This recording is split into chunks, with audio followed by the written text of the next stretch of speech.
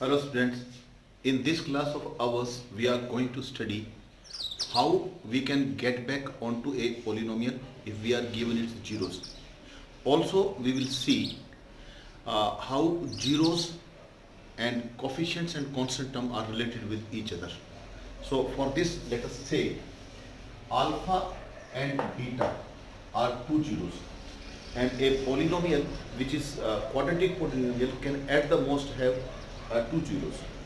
In the previous video, that is video number 3 of the polynomials of class 10, we have seen that if you are given with the zeros, so variable minus the zero will give you one factor and variable minus another zero will give you another factor.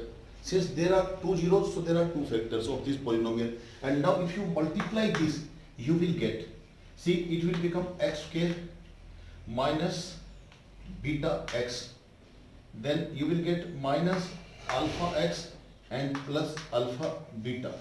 So it will become x square minus alpha plus beta within the bracket x. Here I have taken minus x as common, so it becomes alpha plus beta, and this is alpha beta. So now you can see your equation becomes, rather your polynomial becomes x square minus alpha plus beta can be written as sum. That is sum of zeros. Sum of zeros and into x and plus p, that is product of zeros. So if you are given two zeros of a polynomial, both the zeros are to be subtracted from the variable that you want to take. We have taken here variable as x, so I have subtracted alpha from x, I have subtracted beta from x. So now two zeros were there, so I have got two factors, and when these two factors are multiplied, I will get back onto the polynomial that can be written as x square minus sx. See, generally we write it like this: x square minus sx plus p. And we have seen it here, this s is nothing but sum of the zeros and p is product of zeros. So this was the way how to get back onto a polynomial if you are given with the zeros of the polynomial. Once again I am telling you, subtract the zeros from the variable of your choice that you want to take in this polynomial, multiply those two products, multiply those two factors, and you will get your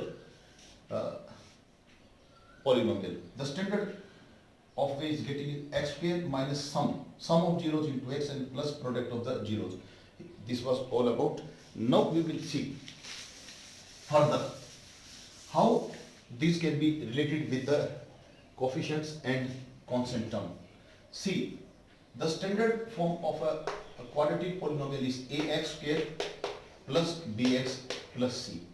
And here also, since we have taken two zeros and a quadratic polynomial at the most can have two zeros, so this polynomial is obtained by us. Now this one. Now I can also write this as k into x square minus alpha plus beta into x and plus alpha beta. This k can be constant because, see, to look at x square minus 3x minus 4, we have found out yesterday in the previous video time and again its factors. One was x is equal to 4, another was x is equal to minus 1. Now even if you write this as 2 into this, the zeros will be same. If you write this is 4 into this, zeros will be same. So if you write this polynomial is having its zeros as alpha and beta, if you multiply it by 2, 3, 4, 5 something, then still the zeros will be alpha and beta. So this k is taken to denote a constant. And now if you see, this becomes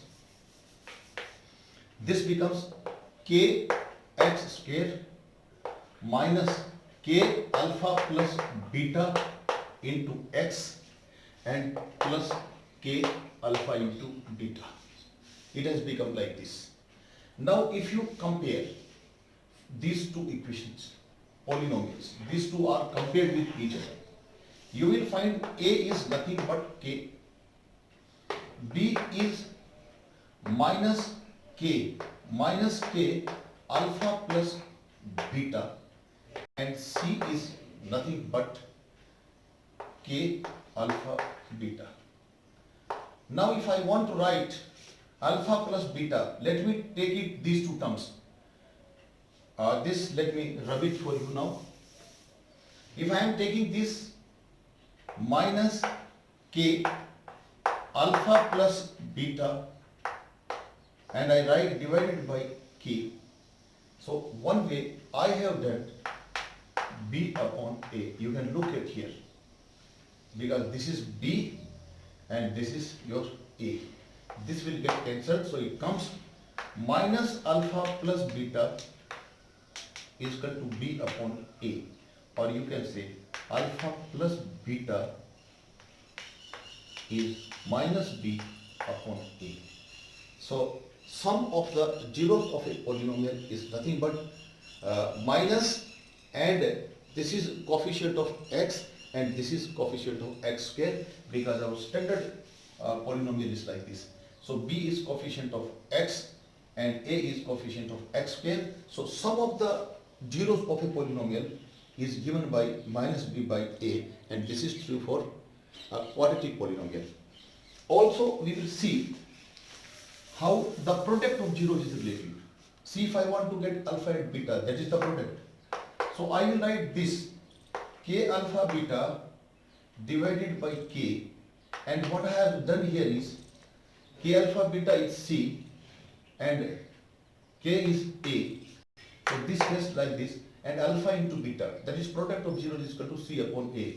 You can look here, c is the constant term and a is coefficient of x square. So this is how the zeros of a polynomial can be related with the constant term and the coefficient of x square, and in the previous one that was the minus coefficient of x divided by coefficient of x square. So that's all about this.